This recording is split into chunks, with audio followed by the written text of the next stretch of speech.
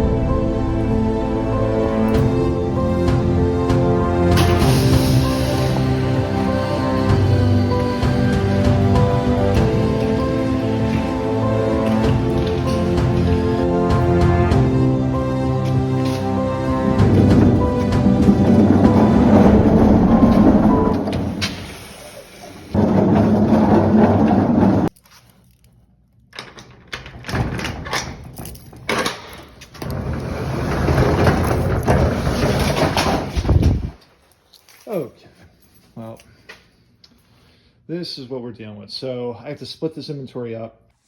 I think I'm going to go mostly vintage for set builders for Plainville.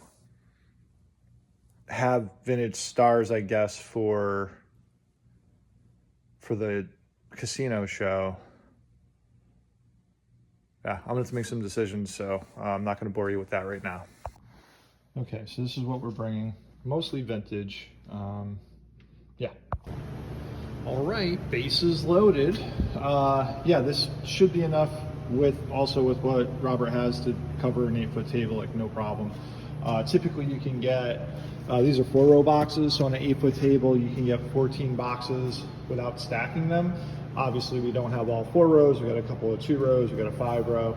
I think Robert's got a couple 2 rows too. So we should be solid there.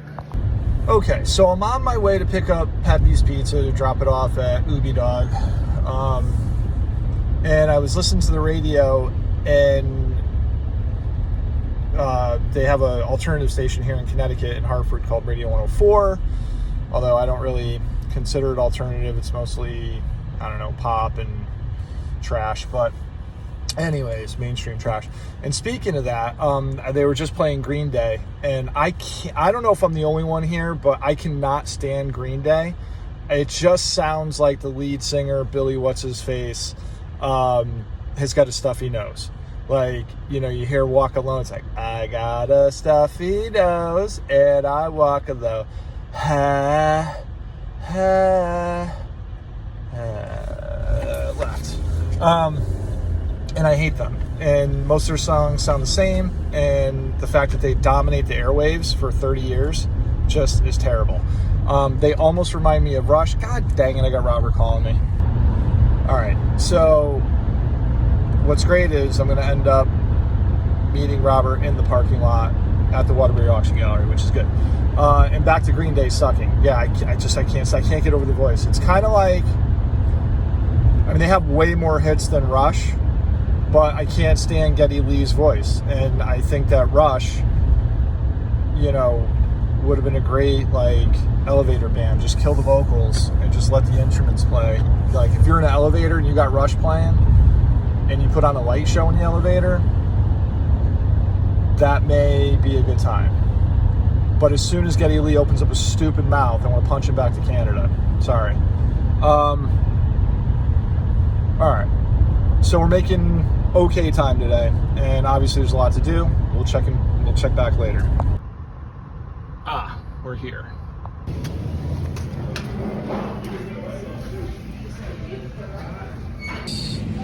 Should be under Lenny? Lenny? Yes. Okay, thank you.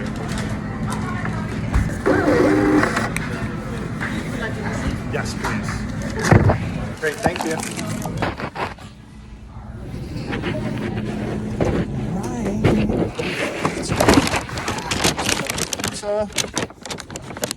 Alright, let's go drop this off.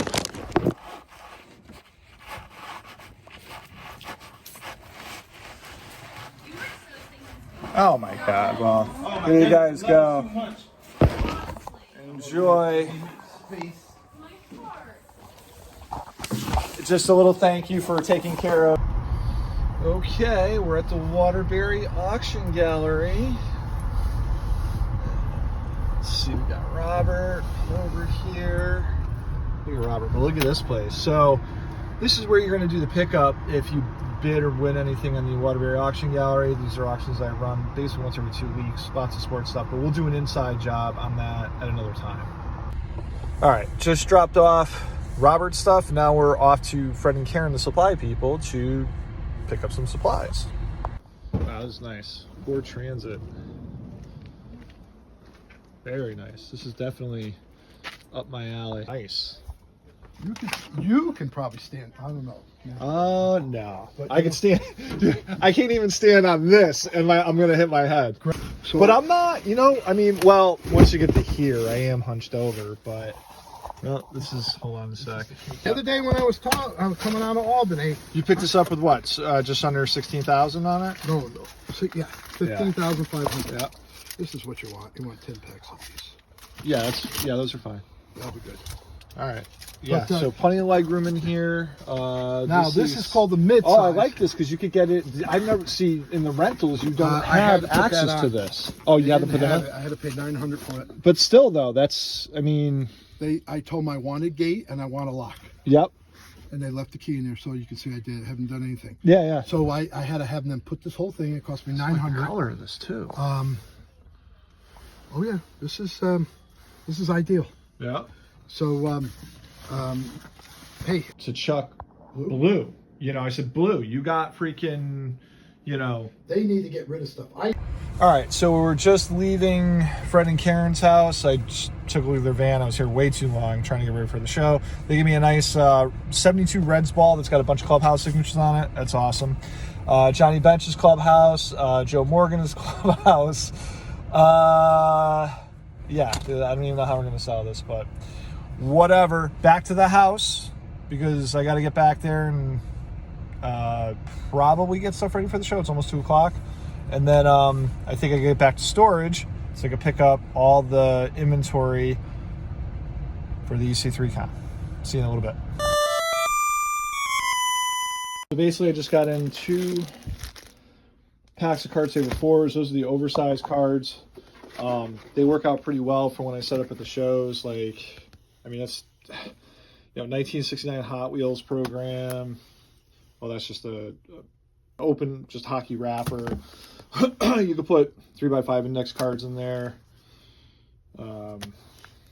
Just cards that don't fit in normal holders. Normal holders. 76 Tops basketball exhibits. So that's what the Card Saver 4s are good for. I ended up getting 20 pack of the magnetics, which really are, it's serving the purpose of my PC stuff. So not that I PC carry woods, but every once in a while if I buy a collection, I'll pull something out of it that I really like that I don't have to buy later on. So I'm going to use the magnetics for that. There's a couple of other cards over here that just, I don't even know why they're over here, but they're in-personados. So, right, there's a card channel, so let's look at some cards. So we got a Mike Greenwell signed rookie, Al Leiter signed rookie, the correct, and the Greg Jeffries. You know, these are all guys growing up that I liked, you know, chasing their cards and stuff like that. I needed a couple of Card Saver 1 boxes for some showcase stuff. I'll get into that after. 10 packs of penny sleeves. This is Fred's Balding wants to consign. This is such a turd. I mean, so yeah, I'm not even gonna get into that. And then I have a bunch of sets that I just picked up in a deal. So these 800 counts are gonna clean up those boxes that are just, they got so many markings and whatever on them. Maybe I'll show you just a quick clip of those.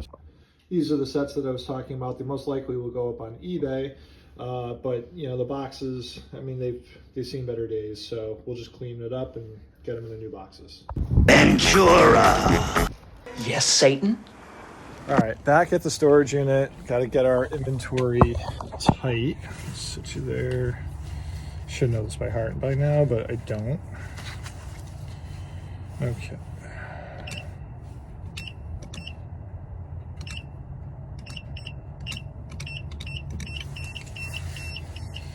Open motherfucker.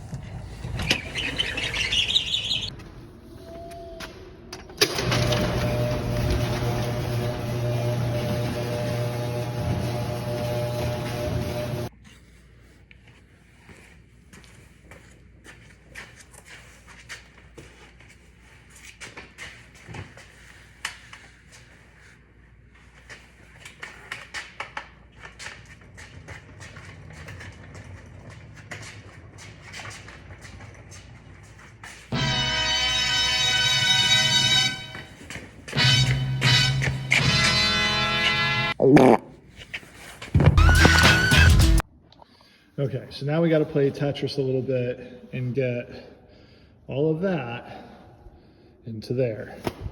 And I have plenty more boxes at the house too that's got to come down from the condo. So this is going to be a process. All right, let's get to it. All right, so as you can see, we're pretty loaded, but I have several more boxes that have to come in here. And the nice thing about the Rogue is I was able to take away a couple of panels to make it to, who cares? All right, the Rogue is packed. Now I'm ready to, I'm in the wife's car in the Toyota, whatever this is, and going to get my dog Beans from daycare. So bring her home and feed her, and then I'm like 96-7% loaded with the Rogue. All right, oh, there's my fat face. Hey, Beans. Look at the beans. Look at the beans. That's everybody. That's Beans. That's B-E-A-N-Z. That's my dog of the last 3 years. Hi. You ready to go home and eat some food? All right, let's go. Let's go. Yeah, you're done. Okay. All right, I'll check in with you later.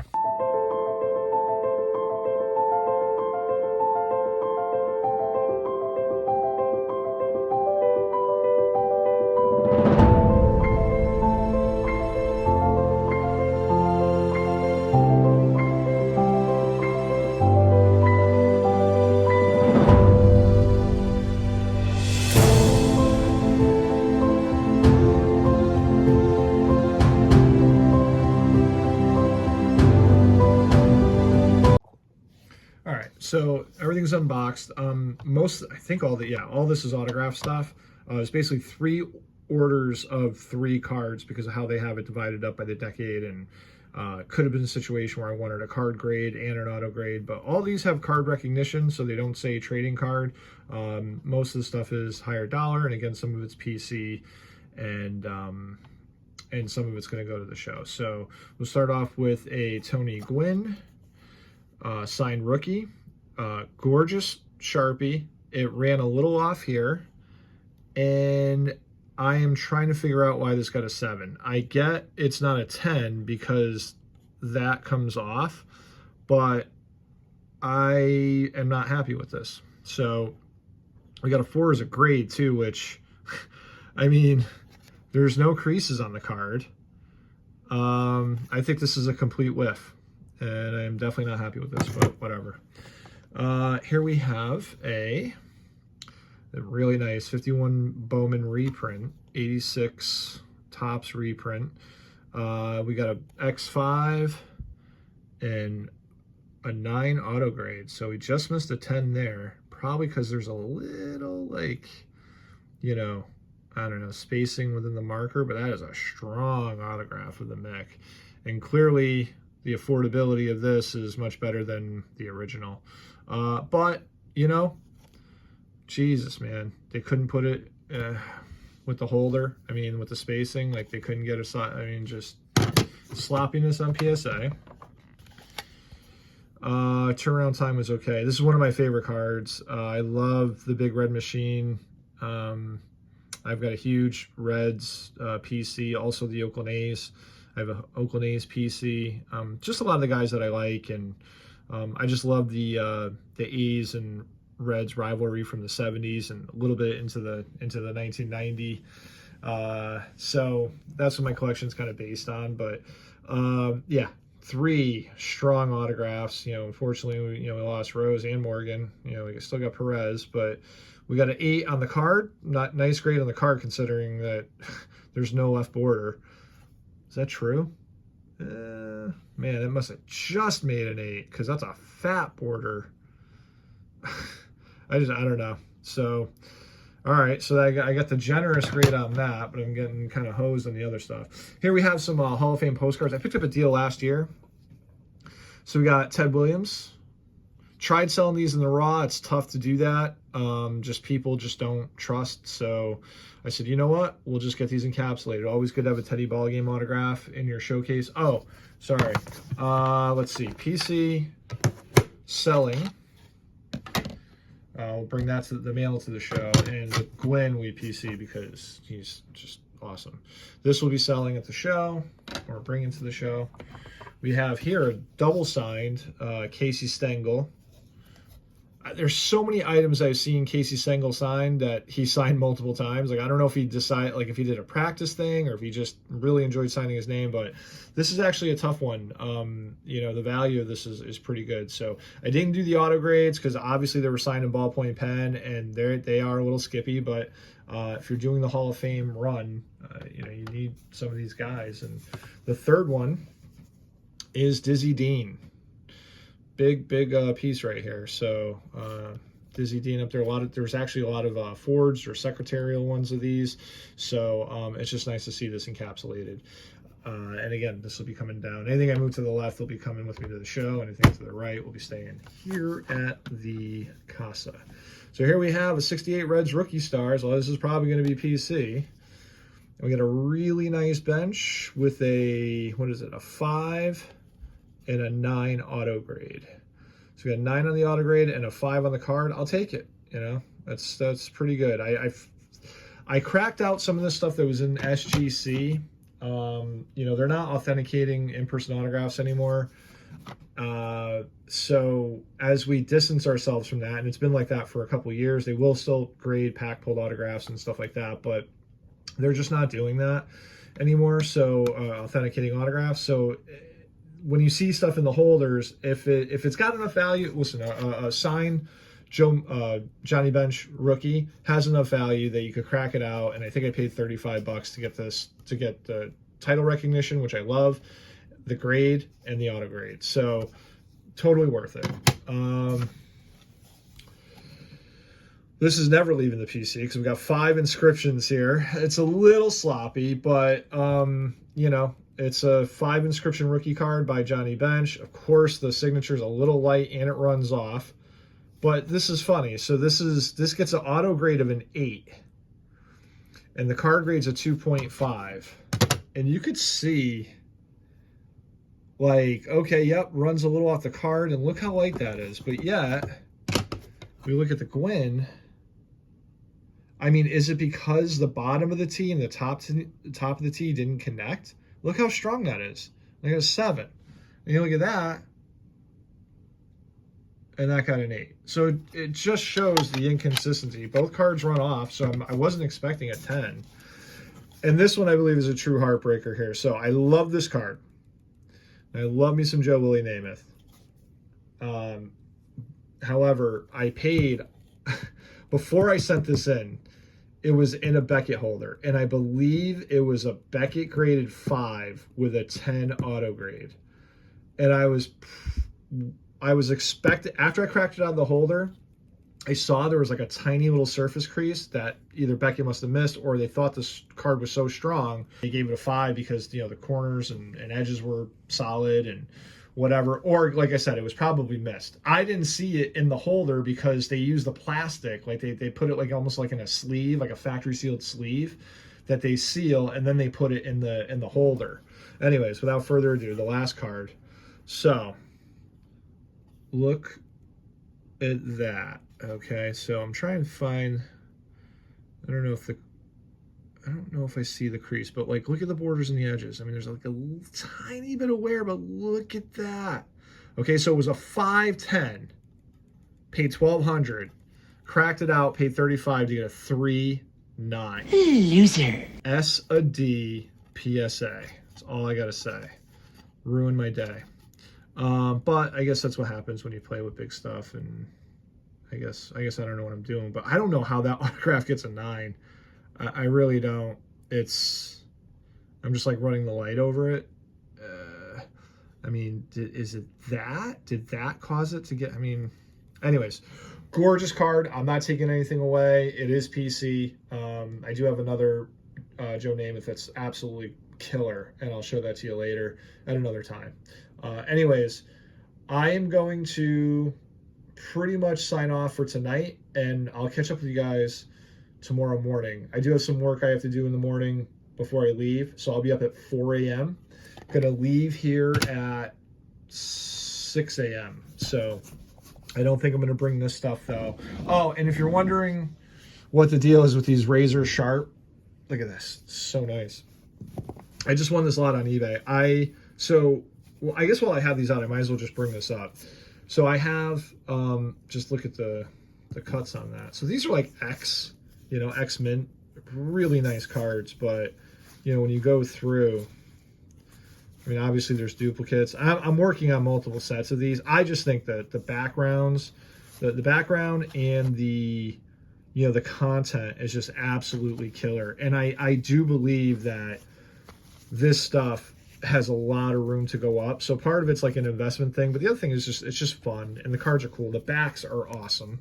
And there's ones that are checklists that, can be written on. But look how these, it's like almost like they were printed yesterday on old, cardboard stock. I love this. Look at the colors of the back, Mercedes-Benz. So the reason why I bring this up is because, yeah, I'm kind of speculating on this stuff going up. I'm having fun, lots of fun, putting sets together. It's kind of like the non-sport stuff is like, I like putting sets together, but I was right about 10 years ago. I was buying this kind of stuff. These are just 75, 76 Marvel stickers. I mean, obviously I've got a lot of overage, but these have gone up to about $8 to $10 a piece. And you were able to buy these at like $1 a piece all day long 10 years ago. And they literally have 8 to 10x in the raw. And some of these, could be graded or whatever, and it might get 8s or 9s. I was all over the 66 Donruss Marvel, 67 Philadelphia stickers, and that stuff just went through the roof. Certain Batman cards, the Riddler, obviously card number 1, everybody knows about that. I can't tell you how many cards I sold of that at $1 a piece back in pre-2012. They were just dollar cards. So anyway, I mean, at least 10 to 15 for sure. But anyway, so this stuff I was right on. This stuff really took off because I was like, how can the comics, especially from the 60s, I mean, these are 70s, but I was like, how can the comics be like so much money and $66 Marvel's like, they're like $2 a piece at a show? I'm like, it's dumb. So I do have a video of that. Maybe I might just like kind of show you what I had. I don't have it anymore because as it was going up, I didn't capture the top of the market when I sold it. But I did, I did make money on buying that stuff. I had a lot of fun doing it, and I learned a lot, especially with the Batman stuff, like how many different sets there are. Like there's O-Pee-Chee, there's A and B C.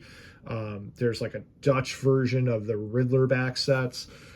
So I'm definitely like really in love with non-sport. And I do believe historical things like the like cars, like 53 Topps World on Wheels, 61 Topps Cars, 55 Topps Rails and Sails, especially the sails.